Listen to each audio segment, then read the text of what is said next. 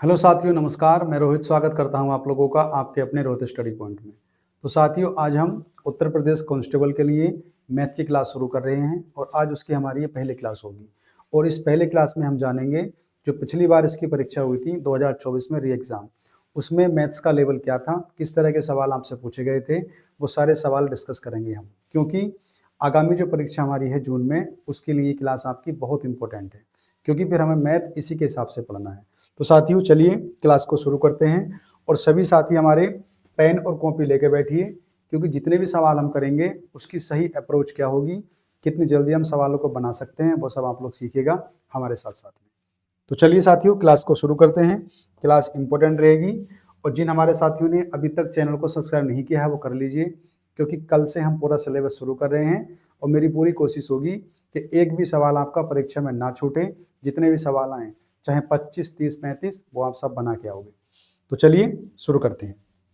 तो पहला सवाल है हमारा, एक 105 मीटर लंबी रेलगाड़ी 60 किलोमीटर प्रति घंटे की चाल से चलती है।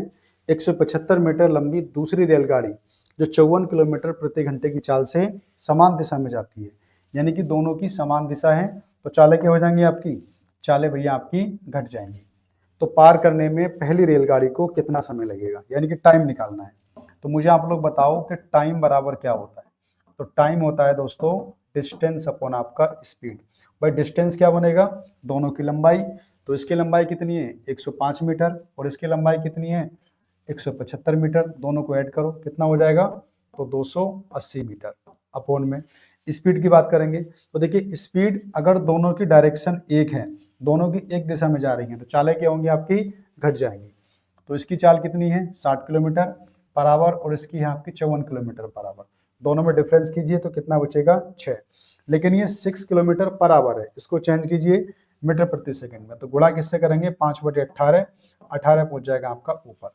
तो 6 से काटेंगे, 36 18, 5 से इसे काटो, 5 पंजे 25, 5 छंग 30, 3 छंग 18 का 8, हासिल लगा 1, 3 पंजे 15 और 1 आपका 16, यानी ये हो गया आपका 168 सेकंड। यानी कौन से ऑप्शन में आएगा आपका? तो ये ऑप्शन हो जाएगा आपका बी, यानी कि 120 सेकंड तो वो हो गए आपके, यानी कि 2 मिनट और प्लस आपका 48 सेकंड, है ना। तो आंसर हो जाएगा आपका बी। तो एक सवाल आपका देखो टाइम एंड डिस्टेंस से मिल गया आपका, तो यहां से सवाल आपके पूछे जाएंगे। चलते हैं अगले सवाल पे। 150 छात्रों की एक कक्षा में 70 छात्र गणित उत्तीर्ण हुए, 60 छात्र रसायन विज्ञान में उत्तीर्ण हुए और 20 छात्र गणित और रसायन विज्ञान दोनों में उत्तीर्ण हुए। तो दोनों विषयों में अनुत्तीर्ण छात्रों की संख्या आपको बतानी है, क्या होगी। तो एक सवाल आपका वेन डायग्राम से पूछा गया था, तो देखते हैं। अब क्या करेंगे हम लोग, पहले वेन डायग्राम बना लो आप। ये मैथ्स का मान लेते हैं हम लोग और ये मान लेते हैं साथियों केमिस्ट्री का। चलिए, ये जो स्पेस है आप लोगों का, इसमें दोनों को आएगा। तो 20 छात्र दोनों में पास हुए हैं, हमने रख दिए। अब गणित में कितने पास हुए थे? 70, तो 20 तो आ गए, कितने बचे आपके? 50। चलिए, रसायन में कितने पास हुए हैं? 60, 20 तो आए, कितने बचे आपके? 40। सबको ऐड कर दो, कितने हो गए ये हो गए 110। यानी कि 150 में से 110 बच्चे तो आपके पास हो गए। तो फेल कितने बचे? भाई फेल ही तो पूछे हैं, अनुत्तीर्ण। तो कितने बचे आपके? 40। तो सीधा सा आंसर हो जाएगा इसका 40, यानी ऑप्शन हो जाएगा आपका डी। तो एक सवाल आपका वेन डायग्राम से पूछा गया है, ध्यान रखिएगा। और ये सभी सवाल आपके यूपी कांस्टेबल 31/8/2024 सेकंड शिफ्ट के मैंने लिए हैं और यही आपको बता देंगे कि कितने या फिर किस लेवल के सवाल आपके परीक्षा में पूछे जाने वाले हैं। तो एक एक सवाल आप ध्यान से देखना। यदि m ये दे रखा हम लोग को और m क्वेश्चन मार्क आपको ये दे रखा है, ये स्क्वायर में ध्यान रखना, तो ये सब आपको बताना है इसका मान कितना होगा। देखिए, एक मशीन में डेटा आपको इनपुट करना पड़ता है, जैसे कि 2 क्वेश्चन मार्क आपका 3, तो इसका रिलेशन कहाँ मिलेगा तुमको? देखो, इस डेटा को आपको यहाँ पुट करना है, m + n² - mn। तो 2 और 3, 5 5 पंजे कितना हो जाएगा आपका? 25, mn 2 तिया कितना हो जाएगा? 6, यानी कितना बच गया आपका? 19। चलिए, अब ये डेटा तुमको कहाँ रखना है? वो डेटा आपको यहाँ रखना है, ये डेटा आपको इसमें रखना है। तो मुझे बताओ m का मतलब कितना होगा? 5। तो 5 पंजे कितना हो गया? 25 माइनस 3 पंजे या 5 तिया कितना हो गया? 15 प्लस n मेरे पास कितना? 3, तो 3 तिया कितना हो जाएगा? 9। भाई 25 में से 15 गया 10 और 10 9 कितना हो गया? 19। तो यहाँ से भी कितना मिल गया आपको? 19। अब जो रिलेशन आपको है वो ये बताना है, भाई ये भी 19 है और ये कितना आ गया, ये भी 19 आ गया, और बीच में क्या आपका ये वाला साइन है। तो ये कहाँ से मिलेगा आपको, देखो ये यहाँ पूछा जा रहा है आप लोगों को, तो तुम्हें यहाँ वैल्यू पुट करनी है। तो एम स्क्वायर मतलब कि 19 का स्क्वायर माइनस 19 इंटू आपका 19 और प्लस आपका 19 का स्क्वायर। तो देखिए 19 का स्क्वायर तो ये हो गया, 19 का स्क्वायर ये तो कट गया आपका, क्या बचा 19 का स्क्वायर जो कितना होता है 361। तो इस सवाल का आंसर हो गया 361। यानी इस तरह के सवाल भी सब पूछे गए थे आपके कांस्टेबल में, तो इन सवालों को ध्यान से देख लेना आप लोग। इसमें डेटा को रखना होता है उसी के हिसाब से जैसे उसने दे रखा होता है इक्वेशन में। आगे देखते हैं, ये तो बेकार का सवाल था, मतलब बहुत ही आसान सवाल पूछा गया था। प्रथम 24 प्राकृतिक संख्याओं का योगफल बताना है। तो प्राकृतिक संख्या योगफल कितना होता है, n प्लस 1 अपॉन आपका 2। तो बस n क्या होगा आपका 24, तो 24 हो रहा कितना हो गया 25, और 25 बटे आपका 2 से काटेंगे 12 बार, तो 25 से गुणा कर दो, 25 दूनी 50 का 0, और 25 5 कितना हो गया 300। तो आंसर आ जाएगा आपका 300। तो इस तरह के सवाल भी आपसे पूछे जा रहे हैं नंबर सिस्टम के, तो ध्यान रखिएगा। आगे चलते हैं। एक कक्षा में लड़कों की संख्या लड़कियों की संख्या की 3 गुनी है। भाई देखो जो बॉयज हैं वो गर्ल्स से कितने गुना है, ये 3 गुना है। अगर गर्ल्स 1 है तो बॉयज कितने होंगे आपके 3 गुना है, सॉरी कितने गुना है 3 गुना। तो ये हो जाएगा आपका 3। निम्नलिखित में से कौन सा योगफल कक्षा में बच्चों की संख्या का प्रतिनिधित्व नहीं कर सकता। देखिए ऑप्शन में बताना हम लोग को कि कौन सा योगफल उसका और मतलब प्रेजेंट नहीं करेगा, प्रतिनिधित्व नहीं करेगा। तो भाई तीनों रे कितना हो गया आपका 4, तो जो 4 से नहीं कटेगा वही होगा। तो 4 छंग 24 ये कट जाएगा, 4 पंजे 20 ये भी कट जाएगा, और 4 धाम 40 ये भी कट जाएगा, लेकिन 22 नहीं कटेगा। तो इसका आंसर क्या होगा आपका 22 हो जाएगा। यानी कि निम्नलिखित में से कौन सा योगफल जो है कक्षा की संख्या का प्रतिनिधित्व नहीं कर सकता, तो 22 नहीं करेगा। क्यों, क्योंकि 22 आपका 4 से पूरा पूरा नहीं कटेगा। अब बच्चों को तो ऐसे काट के मार तो सकते नहीं, तो 4 से जो डिजिबल होंगे वो तो हो जाएंगे, जो नहीं होगा वो एक ही ऑप्शन है आपका 22। असमान संख्या ज्ञात कीजिए। तो असमान संख्या, ये तो रीजनिंग का सवाल दे दिया।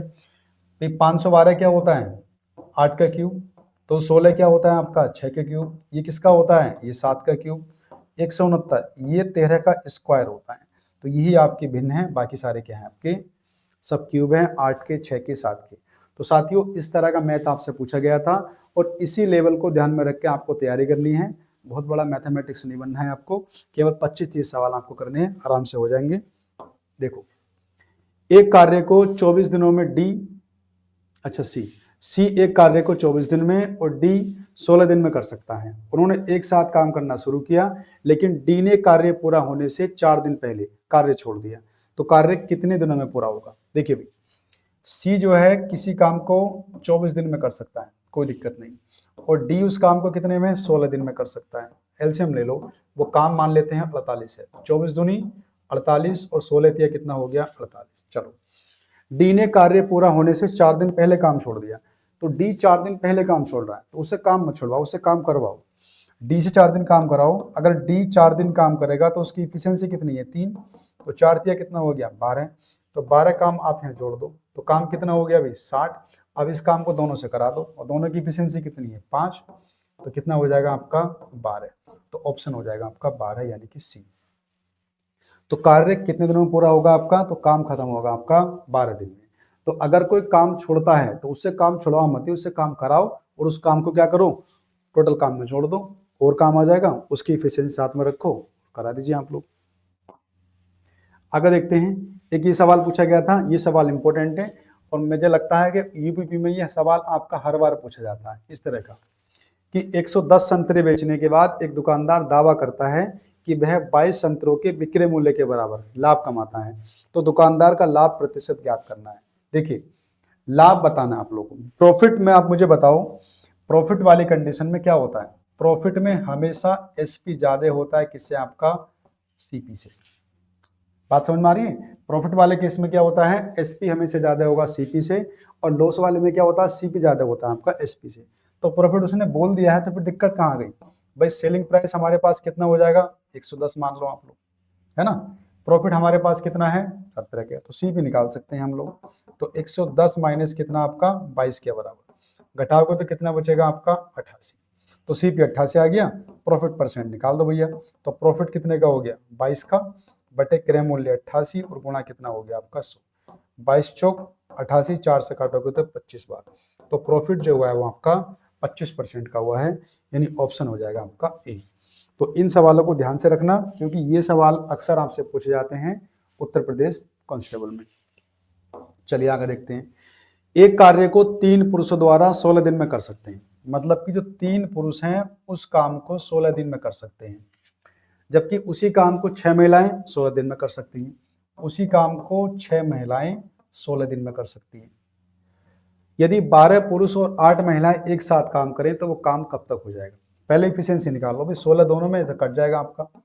तो मैन और वुमेन की इफिशियंसी निकाल लो, 3 ही करना 3 और 3 दूनी 6, यानी कि 2 बटे कितना हो गया 1। यानी एक आदमी की कार्य क्षमता आपकी 2 आ गई और एक वुमेन की आ गई आपकी 1। इनको पुट कर दो, चाहे तो यहाँ चाहे तो यहाँ। तो मुझे बताओ, एक आदमी 2 काम करेगा, 3 कितने करेंगे 6 और इंटू रहेगा 16 आपका। अब इस काम को कराना है, किससे कराना है? 12 पुरुष और आपकी 8 महिलाएं से।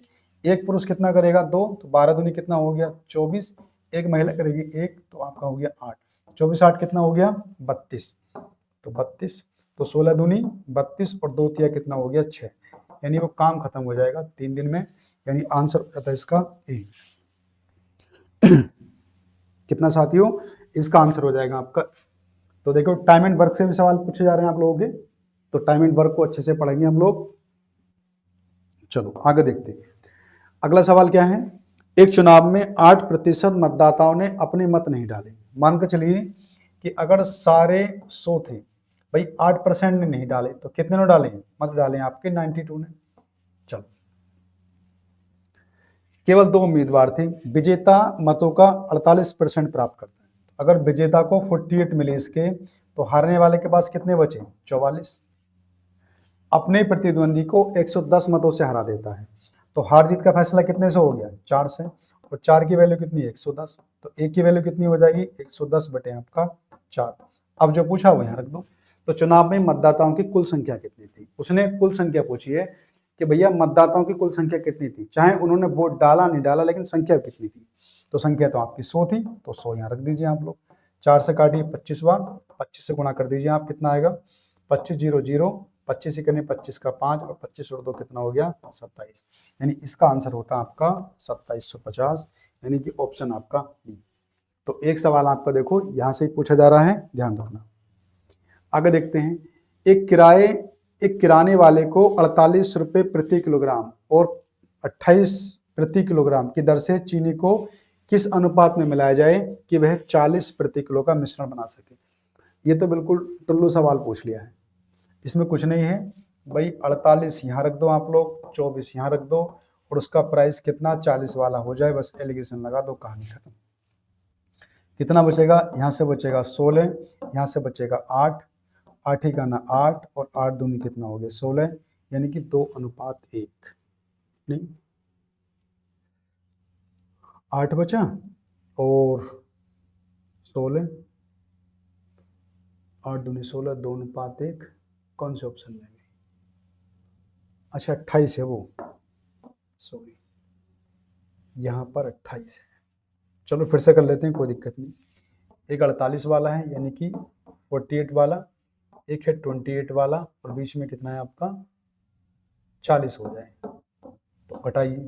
यहाँ से कितना बचेगा आपका 28, यानी कि 28 और यानी कि 12 बचेगा, और यहाँ पर कितना बचेगा? यहाँ 8, तो 4 दूनी 8 और 4 तिया कितना हो गया 12, यानी कि ऑप्शन हो जाएगा 3:2 या 2:3, एक ही ऑप्शन है आपका, लगा दीजिए आपका ए।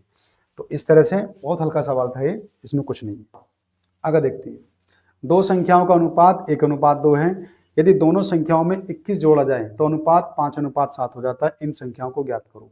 संख्या आपको बतानी है, यानी दोनों संख्याओं में आपको 21 ऐड करना है। देखिए रेशियो कितना दे रखा हमको? 1:2। चलो बाद में कितना हो रहा है? वो हो रहा है 5:7। दोनों में जोड़ना कितना है? तो दोस्तों दोनों में जोड़ना है 12, 21 जोड़ना है। दोनों में कितना कितना ऐड करना है? तो दोनों में 21 जोड़ना है। चलो क्या करेंगे हम लोग? क्रॉस मल्टीप्लाई लगा दो, 5 दूनी 10, 7 ही करना 7, कितना बचा आपका? तो 3 बराबर। ऐसी मल्टीप्लाई आपको यहाँ करनी पड़ेगी। लेकिन जब 5 को 21 से गुणा करनी है, फिर 7 को 21 से गुणा करनी है, तो 21 तो ले लो आप कॉमन, यह डिफरेंस कर दीजिए आप लोग कि 7 में से 5 के 2, 21 दूनी कितना हो गया 42, यानी 3 की वैल्यू 42, तो 1 की वैल्यू कितनी आ गई, 1 की वैल्यू आ गई आपकी 14। तो एक संख्या तो कितनी हो जाएगी आपकी 14, और दूसरी कितनी हो जाएगी 14 दूनी 28, तो ये आ जाएगी 28, यानी ऑप्शन हो जाएंगे 14 और 28, यानी कि ए। तो ये भी सवाल देखो आसान था, रेशियो से सवाल पूछे जा रहे हैं, टाइम एंड वर्क से पूछा गया था आप लोगों से, टाइम एंड डिस्टेंस से पूछा गया था आप लोगों से, यानी कि अभी तक आपसे अर्थमेटिक के सवाल आपसे पूछे जा रहे हैं। चलते हैं अगले सवाल पे। ये क्या है, एक सरणीकार एक परीक्षा के 100 छात्रों के औसत अंक की गणना करते समय गलती से 8.6 के बजाय 6.8 एंट्री कर देता है और औसत 5.8 के रूप में प्राप्त करता है, तो उन छात्रों के वास्तविक औसत अंक क्या थे। यानी एक सवाल आपका एवरेज से भी पूछा गया है। चलो देखते हैं भाई, उसने क्या करा, उसने 8.6 की जगह क्या लिख दिया, उसने 6.8 लिख दिया।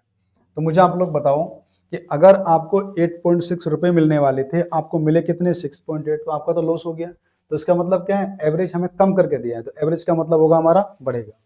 तो कितना कम दिया वो देख लो, 16 में से 8 गए तो 8, और 7 में से 6 गए तो आपका 1, यानी कि 1.8 इतना कम दिया है।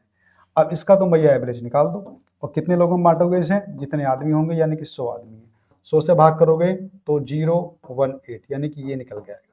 और जितना एवरेज है हमारा, कितना एवरेज है 5.8 में जोड़ दो आप लोग, तो 0.018।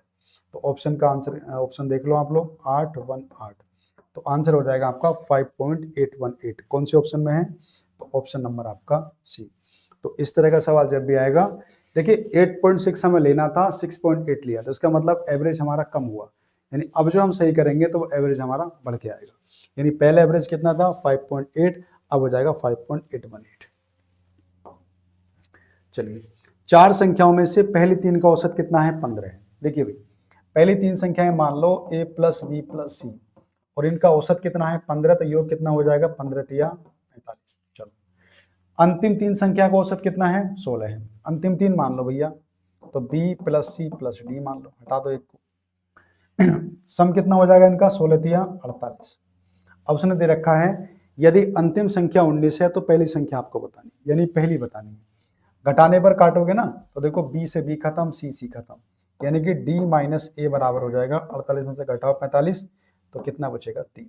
अंतिम संख्या दे रखी है उसने, तो 19 और माइनस ए बराबर आपका 3, तो माइनस ए बराबर 3 माइनस 19 बराबर कितना बचेगा माइनस का 16। ये खत्म कर दो, यानी ए बराबर आ जाएगा 16, यानी पहली संख्या हमारे पास कितनी आ जाएगी 16, तो ऑप्शन हो जाएगा आपका ए। तो संख्याओं से भी सवाल पूछे गए हैं, ध्यान रखिएगा। आगे देखते हैं, एक दुकानदार एक पुस्तक का मूल्य उसके क्रय मूल्य से 120% अधिक अंकित करता है। यदि वह अंकित मूल्य पर 10% का डिस्काउंट दे तो उसका लाभ परसेंट क्या होगा। देखिए भी, आप क्या करोगे, आप सीपी मान लो कुछ, आपने सीपी कितना मान लिया 100, उसने मार्क प्राइस यानी एमपी कितना रखा 120% अधिक, यानी उसने रखा 220। अब हम सेलिंग प्राइस निकाल सकते हैं, वह अंकित मूल्य पर 10% का डिस्काउंट देता है, तो अंकित मूल्य भी 220 है, तो चीज बेची कितनी है उसने में, इतने बेची, डबल जीरो काटो, 22 नमा कितना होता है 198। तो उसने पूछा है लाभ परसेंट क्या होगा। भाई 100 रुपए की चीज है, आपने बेच 198 में दी, तो सीधा सीधा प्रॉफिट कितने का हो गया 98% का, यानी ऑप्शन हो जाएगा आपका सी। तो बहुत ही हल्के हल्के सवाल आपसे पूछे गए हैं, इतना कोई भारी सवाल नहीं पूछा गया था, और इसी के आसपास साथियों आपको तैयारी करनी है, ज्यादा पैनिक नहीं होना है मैथ को लेकर। एक मेज का क्रय मूल्य कितना है 6400 रुपए है, ठीक है। एक व्यापारी इसे बेचकर 25% लाभ अर्जित करता है, बिक्री के समय वह अंकित मूल्य पर 20% की छूट की घोषणा भी करता है, तो अंकित मूल्य बताना है। चलिए भाई, अंकित मूल्य आपको निकालना है, तो 6400 रुपए तो यह है ही आपका, है ना, तो अंकित मूल्य आपको बताना है, 6400 रुपए तो है आपका ये। अब वो बेचकर 25% का लाभ अर्जित करना चाहता है, जो चाहता है ना, तो उसे कहाँ रखेंगे आप लोग ऊपर, और जो डिस्काउंट है वो रख दो आप नीचे। तो वो चाहता है 25% का लाभ, तो 100 और 25 125, उसे डिस्काउंट कितना देना है 20, तो कितना बचेगा आपका 80। ये कैलकुलेशन कर लो आप लोग, सवाल हो गया, 0 0 खत्म, 8 8 कितना हो गया 64, 0 और 8 पंजे 40 का 0, वहां से लगे 4, 8 दूनी 16 4 20 का 0 और 10, यानी कि आंसर आ जाएगा आपका 10,000। तो अंकित मूल्य कितना था, 10,000 था। तो profit and loss, percentage, time and work, time and distance, सबसे सवाल पूछे गए थे पिछली बार। देखिए आगे, एक लड़का स्थिर पानी में 10 किलोमीटर प्रति घंटे की गति से तैर सकता है, यानी उस लड़के की जो स्पीड है वो कितनी है, 10 किलोमीटर पर आवर है। यदि धारा की गति 5 किलोमीटर प्रति घंटे हो तो लड़का कितने समय में धारा के अनुकूल यानी कि धारा के साथ 60 किलोमीटर की दूरी तय करेगा। जब आप धारा की दिशा में जाते हैं तो आपकी चाल और धारा की चाल दोनों की मिलकर काम करती है। उस लड़के की चाल कितनी थी आपकी 10, धारा कितनी होगी 5, कितनी होगी 15। आपको टाइम निकालना है, तो टाइम बताओ क्या होगा आपका, डिस्टेंस जो हमें दे रखा है 60 किलोमीटर, स्पीड क्या हो जाएगी 10 और 5 15, तो 15 चौक कितना हो गया 60, यानी कि 4 घंटे। तो ऑप्शन हो जाएगा आपका बी। तो इतने इतने आसान सवाल पूछे गए थे। आगे देखिए 0.7, 0.35, 1.05 का तुमको एलसीएम निकालना है, एलसीएम निकालना है। तो देखिए 0.7 को लिख लेंगे हम लोग 7/10, 0.35 को लिख लेंगे हम लोग 35 अपॉन आपका 100, और 105 को लिख लेंगे हम लोग कितना आपका 100। जब ऐसे फ्रैक्शन बन जाते हैं तो जो आपसे पूछा गया है तो ऊपर का वही निकालते हैं हम लोग, यानी एलसीएम यदि हमें निकालना है तो जो संख्याएं हमारी ऊपर हैं इनका तो एलसीएम निकालेंगे और जो नीचे है उनका निकालेंगे मासा। तो हमको एलसीएम निकालना है, तो मुझे आप लोग बताओ एलसीएम क्या होना चाहिए, 7, 35 और 105। एक सवाल आपका कांस्टेबल और एसआई दोनों में मिलता है एलसीएम का, तो एलसीएम को अच्छे से हम पढ़ेंगे। कल से हमारा जो पहला चैप्टर होगा वो एलसीएम का रहने वाला है। तो देखिए भैया एलसीएम निकालने का तरीका क्या होता है, जो सभी नंबरों से कट जाए, 105 अपने आप से कटेगा, 35 3 से कट जाएगा, 7 से भी कट जाएगा, तो एलसीएम कितना आ गया हमारा 105। मासा मासा क्या होगा आपका, मासा क्या हो जाएगा, जो संख्याओं को पूरा पूरा काट दे, है ना, तो 10 दे सबको काट देगा आपका, तो 10 से इसे भाग कर दीजिए आप लोग, तो कितना आएगा आपका 10, इसे भी काट देगा, तो 10 पॉइंट कितना आपका 5, ये हमारा 10.5 आएगा। लेकिन 10.5 हमारे किसी ऑप्शन में है नहीं, तो इसका डबल कर दो आप लोग, तो 2 पंजे कितना हो जाएगा 10, हासिल लगा 1 हो गया, 2 इकाना कितना हो जाएगा 2।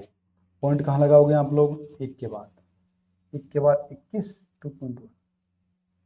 अच्छा इसमें एक काम करो, इसमें एक काम कर लो आप लोग, टेंशन खत्म कर दो, इसमें 0 बढ़ा लो, यहाँ 0 बढ़ा लो, अब आसान हो जाएगा, ठीक है। तो अब ले लोगे आप लोग, तो 70 से कटना चाहिए, 35 से कटना चाहिए, 105। तो हम जब एलसीएम निकालेंगे तो एलसीएम निकालने के लिए इसका डबल कर दो आप, तो 210 आ जाएगा, 210 आ गया आपका, ठीक है। अब इनका मासा कितना हो जाएगा आपका 100, तो 100 से 0 0 खत्म, यानी कि 2 पॉइंट आपका ऐसे रहेगा, ठीक है, क्योंकि ऑप्शन उसी के हिसाब से बने हुए हैं, ऑप्शन जो साथी उसी के हिसाब से बने हुए हैं। तो आप नीचे के नंबर को बराबर कर लीजिए आप लोग, कोई दिक्कत नहीं। तो देखिए एक सवाल आपका एलसीएम का पूछा जा रहा है, ध्यान रखिएगा। आगे देखते हैं, धारा के साथ और धारा के विपरीत एक नाव की चाल 22 किलोमीटर प्रति घंटा और 18 किलोमीटर प्रति घंटा है, तो धारा की चाल बतानी है। तो जब भी आपसे धारा की चाल पूछी जाए तो क्या होता है, x माइनस वाई अपॉन आपका 2, बस। तो धारा की दिशा में कितनी भैया 22, धारा के अगेंस्ट कितनी 18 और बटे आपका 2, तो डिफरेंस कितना हो गया 4 का, 2 दूनी कितना हो गया आपका 4, तो धारा की स्पीड आ गई आपकी 2 किलोमीटर पर आवर, यानी ऑप्शन हो जाएगा आपका बी। तो अगर धारा की चाल पूछेगा तो x माइनस वाई अपॉन 2, और अगर किसी नाव की तैराक की चाल पूछेगा तो x प्लस वाई अपॉन आपका 2। जब आपको दे रखा हो कि धारा की दिशा में इतनी चाल है, धारा के अगेंस्ट इतनी चाल है, तो सवालों को आपको आसानी से बनाना आना चाहिए। आगे देखते हैं, वार्षिक संयोजित चक्रवृद्धि ब्याज पर 2 वर्षों में 25,000 रुपए की राशि यदि क्रमागत वर्षों के लिए ब्याज दर पहले वर्ष कितनी है 4%, अगले वर्ष कितनी है 5% प्रति वर्ष होगी, यानी 2 वर्षों के बाद आपको बताना है वो राशि कितनी हो जाएगी। अभी कितनी है, वो अभी राशि आपको मूलधन दे रखी है 25,000 रुपए। तो मुझे बताओ सीआई बताना ना हम लोग को, सीआई कैसे निकालेंगे हम लोग, चक्रवृद्धि ब्याज सीआई कैसे निकालते हैं, रेट हमारे पास 4% है और 5% है, तो 4% और 5% का सीआई कितना बनेगा, तो 4 5 कितना हो गया 9 और 4 5 कितना हो गया 20, यानी ये हमारे पास सीआई निकल के आ गया 9.20%। तो 25,000 का निकाल देते हैं, 25,000 का 9.20% निकाल दो कितना आएगा, ठीक है, इसको हटाएंगे, डबल जीरो और लग जाएंगे, 3 जीरो कैंसिल करो, 0 0 ये भी कैंसिल करो, 25 दूनी 50 का जीरो वहां से लगे 5, 25 नमा 200, 25 और 5 कितना हो जाएगा 230, यानी 2300 रुपये तो क्या आ गया साथियों आपका ब्याज आ गया। उसने राशि पूछी है तो क्या करेंगे 25,000 में जोड़ दो इसको, तो कितना हो जाएगा 0 0 ये 3 7 और आपका 2, 27,300 कौन से ऑप्शन में है, यानी कि ऑप्शन हो जाएगा डी। तो एक सवाल आपका सीआई से और इससे पहले भी आपका एसआई से आ चुका है, तो सीआई एसआई भी इंपोर्टेंट रहने वाले हैं, ध्यान रखना। अगला सवाल क्या है, एबीसी एक व्यवसाय शुरू करते हैं, ए कुल पूंजी का 100/3% निवेश करता है, बी शेष पूंजी का 100/3% निवेश करता है और सी शेष निवेश करता है। वर्ष के अंत में कुल लाभ 4050 हुआ, तो सी का लाभ बी के लाभ से कितना अधिक है। देखिए भाई, कोई राशि है तो ए कुल पूंजी का 100/3%, 100/3% कितना होता है 1/3, और बी शेष पूंजी का कितना 100/3, ये भी कितना होगा आपका, ये भी 1/3। तो मान लीजिए हमने जो पूंजी मान ली, वो जो पैसा मान लिया, वो पूंजी कितनी मान ली साथियों, वो 9 मान ली। अब किसमें हमको एबीसी में बांटना है, किसमें बांटना है, एबीसी में बांटना है ना, पार्टनरशिप में पढ़ते हो गए आप लोग। तो मुझे बताओ 9 का 1/3 कितना होगा, तो 3 हो जाएगा। तो 9 में से 3 तो चला गया, तो कितना रह गया भाई, 9 में से 3 घटाओ तो राशि कितनी बची आपकी 6। अब जो बी है वो शेष पूंजी का फिर 1/3 लेगा, तो 3 दूनी कितना हो गया 6, तो 2 इसके हिस्से में आ गई, 2 और घटा कितनी बची आपकी राशि 4 बची, तो वो किसके लिए हो गई, वो हो गई सी के लिए। तो वो जो 9 राशि थी आपकी वो 3 पहुंची ए के पास, 2 के पास बी पहुंची, सी के पास पहुंची आपकी 4। अब वर्ष के अंत में कुल लाभ कितना है 4050, तो जोड़ दो इनको, तो 3 और 2 5 4 कितना हो गया 9, और 9 की वैल्यू कितनी दे रखी है हमको 4050। यहाँ से 1 यूनिट की वैल्यू निकाल लो आप लोग, 9 चौक कितना हो गया 36 और 9 पंजे 45, यानी कि 450 रुपये हो गया। क्या पूछा है, सी का लाभ बी के लाभ से कितना अधिक है। अब बताओ मुझे सी का लाभ बी के लाभ से कितना अधिक हो गया, यानी कि 2 यूनिट, तो 450 का डबल कितना होगा आपका 900, तो इसका आंसर आ जाएगा 900, यानी कि ऑप्शन हो जाएगा डी। तो देखिए एक सवाल आपका पार्टनरशिप से भी पूछा गया था पिछली बार, तो इस चैप्टर को भी आपको ध्यान से पढ़ना है। 49 रुपए की कुल राशि एबीसी के बीच वितरित की जाती है, ए को बी से 5 रुपए अधिक मिलते हैं, बी को सी से 4 रुपए अधिक मिलते हैं, उनके शेयरों का अनुपात बताना। देखो मैंने मान लिया कि सी को x रुपए मिलते हैं, तो बी को कितना मिलेगा, बी को जो मिलेगा 4 रुपए अधिक मिलेगा, तो x प्लस कितना कर देंगे 4, और ए को कितना मिलेगा, तो ए को मिलेगा इसका 5 रुपए ज्यादा है, तो x प्लस 4 5 कितना हो गया 9, जोड़ दो, ये कितना हो गया अभी 3x और प्लस 9 4 आपका 13, और सारा पैसा कितना है वो तो 49 है, बस हो गया। इस 13 को इधर लेके जाओ आप लोग, 13 घटाओगे तो कितना बचेगा आपका 36, तो x हमारे पास कितना आ जाएगा बताओ, तो 3 से काटेंगे तो 12 3 36, यानी कि 12 आ गया, यानी कि सी के पास कितना, सी के पास आपका 12 आ गया, तो 12 और 4 कितना हो गया, ये 16 आ गया, और 12 और 9 कितना आ गया, ये 21 आ गया। तो रेशियो 21 16 12 कौन से ऑप्शन में है, 21 16 12, यानी कि 20 का आंसर हो जाएगा। तो देखिए पार्टनरशिप से भी सवाल पूछे गए थे, तो साथियों सवाल आसान थे, और इस बार भी देखो इसी तरह के आने की उम्मीद है। 2 रेलगाड़ियों की संयुक्त लंबाई क्या है जब एक 80 किलोमीटर प्रति घंटे की गति चलती है, उसी दिशा में 44 किलोमीटर प्रति घंटा की गति चलती हुई दूसरी ट्रेन को 40 सेकंड में पार कर जाती है। तो डिस्टेंस निकाल दो आप लोग, डिस्टेंस बराबर क्या होता है स्पीड इनटू आपका टाइम। स्पीड मुझे बताओ क्या होने वाली है आपकी, उसी दिशा में, यानी कि दोनों की डायरेक्शन एक है, तो चालें क्या होंगी आपकी घट जाएंगी। तो चालें मुझे बताओ, अगर एक की स्पीड 60 किलोमीटर प्रति घंटा है और दूसरे की स्पीड कितनी है 44, 80 में से घटाओ आप लोग 44, वो 80 किलोमीटर पर आवर है सॉरी, तो 80 में से घटाओ 44 तो कितना बचेगा 36, ये किलोमीटर पर आवर है, चेंज करो 5/18 से, और इनटू समय कितना दे रखा हमको 40 सेकेंड, तो 18 दूनी 36 और 2 पंजे 10, और 10 से गुणा करोगे 40 के तो कितना आ जाएगा 400 मीटर।